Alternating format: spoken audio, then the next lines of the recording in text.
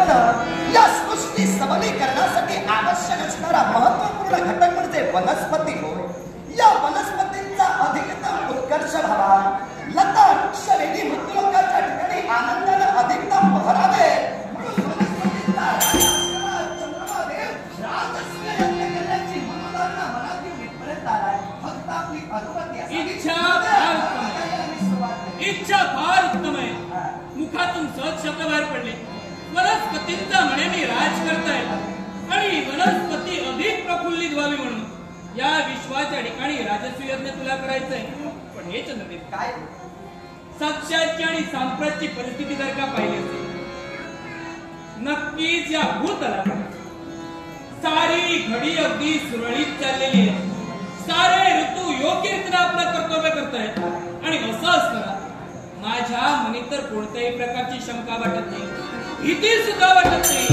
असं असताना राजसूय यज्ञाचा घाटका याला कारण आहे. तेव्हा देवेंद्र महाराज माझ्या वक्तव्यातून आपल्याला पटवून दिला. प्रजेवर ज्याचा अनुराग आहे तो या विश्वात राजा या संज्ञेला पात्र ठरतो. मला माझ्या वनस्पतींच्या खऱ्या अर्थानं उत्कर्षासाठी वाटचाल करायची आहे. मृत्यूलोकाच्या ठिकाणी ज्या वनस्पती आनंदानं बहरतायत त्या अधिक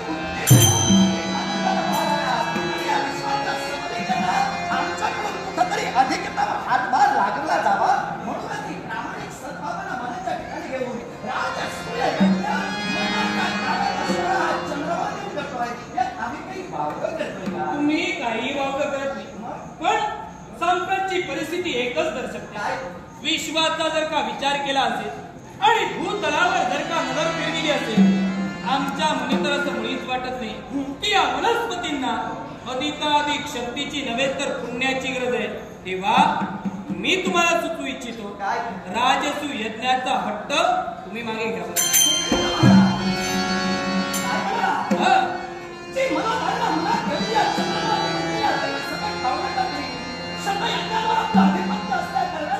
आपली अनुज्ञा देण्याच्या फार मोठ्या अपेक्षेनं चंद्रमा देवतेनं विभावरी नगरीचा त्याग केला. माझी नगरी मी सोडून या देवसभेत फक्त आपली अनुमती मिळण्यासाठी आलो. पण आपल्या मुखातून निघणारे नकारात्मक शब्द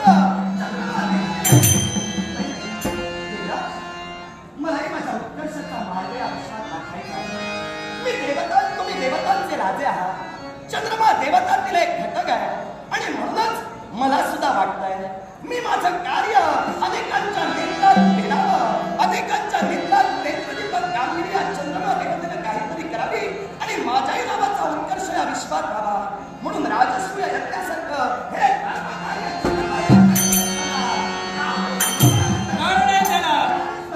कारण या विश्वाच्या ठिकाणी प्रत्येक देवताची सूक्ष्म स्वत्वाग्नी असो, प्रत्येक देवतेवर या विश्वाचा हार सोपविलेला आहे. प्रत्येक देवता योग्य रीतीनं कार्य करते आणि म्हणूनच विश्वाची घडी सुरळीत चाललेली आहे. हे चंद्रदेवते, राजसूय यज्ञाला आरंभ करशील, राजसूय यज्ञात व्यस्त असशील, मग तू राजसूय यज्ञात व्यस्त असताना जे तुझं कर्तव्य आहे, जी शीतलता तू या विश्वाच्या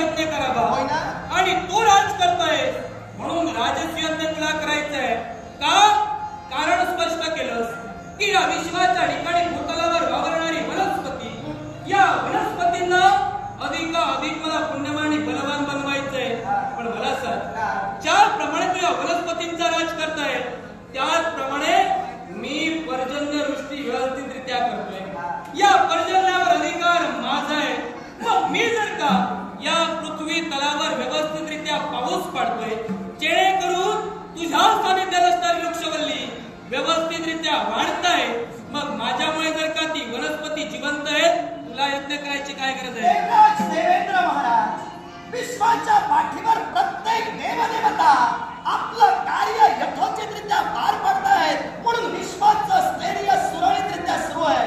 त्याबद्दल मला काही बोलायचं नाही. विश्वाचे आपण स्थैर्य करते आहात, आपण पर्जन्याची देवता आहात, अर्थात मुबलक पाऊस तुमच्या आनंदाने तुम्ही पाडतात म्हणून विश्वाचं स्थैर्य सुरळीत आहे. लता वृक्षांनी आनंदाने बहरत आहेत. त्याबद्दल काही शंका नाही. पण मला काय म्हणायचं आहे, ज्या वनस्पतींचा मी राजा आहे, माझ्या वनस्पतींच्या वनस्पतींच्या सवरी करण्यासाठी त्यांना अधिकाधिक मला उत्तेजन प्राप्त करून द्यायचं आणि म्हणून चंद्रमादेव राजसूय हे चंद्रदेवते, प्रत्येकाला दानव असो, मानव असो अथवा देवता असो, पचेल तेवढं खावं आणि रुचेल तेवढं बोलावं.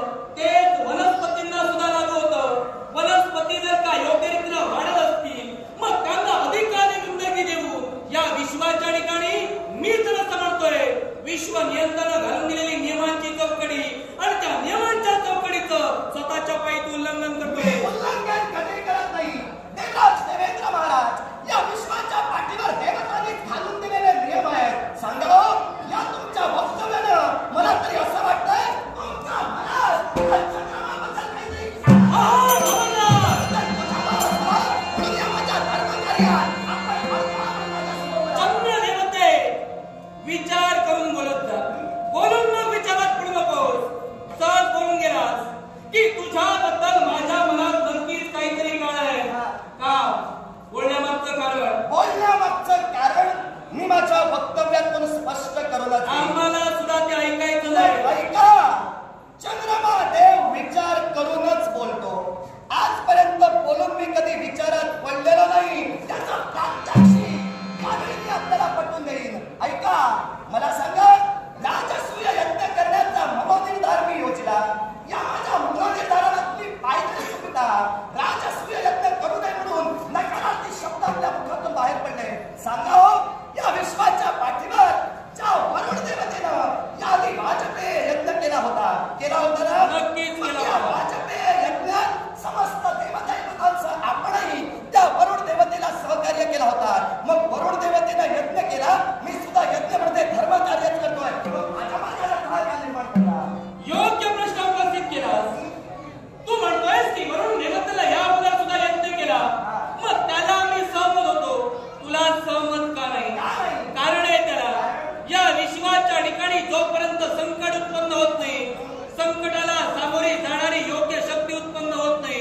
अरे या विश्वात ज्यावेळी शतयज्ञांची सांगता आम्ही केली, 99 यज्ञ सहज आमच्या पूर्वी पूर्ण झाले.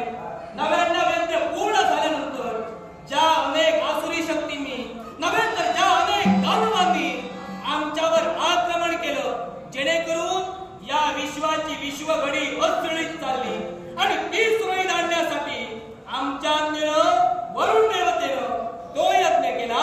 याला देवतांची पूर्ण सहमती होती आणि विश्व कार्यासाठी तो यज्ञ आम्ही त्याच्याकडून सफल करून घेतला.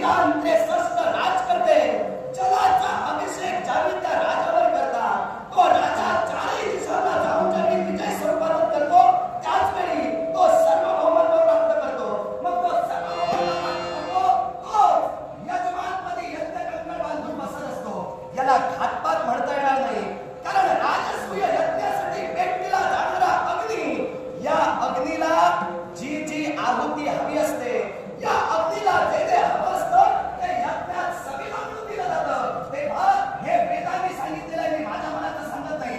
आतापर्यंत राजसूय यज्ञाची जी परिमिती चालली त्याच परिमितीनं मी माझा यज्ञ करेन. मग जर का तू तुझा यज्ञ राजसूय यज्ञाच्या परिमितीप्रमाणेच करशील, सहज ज्यावेळी या स्वर्ग सभेला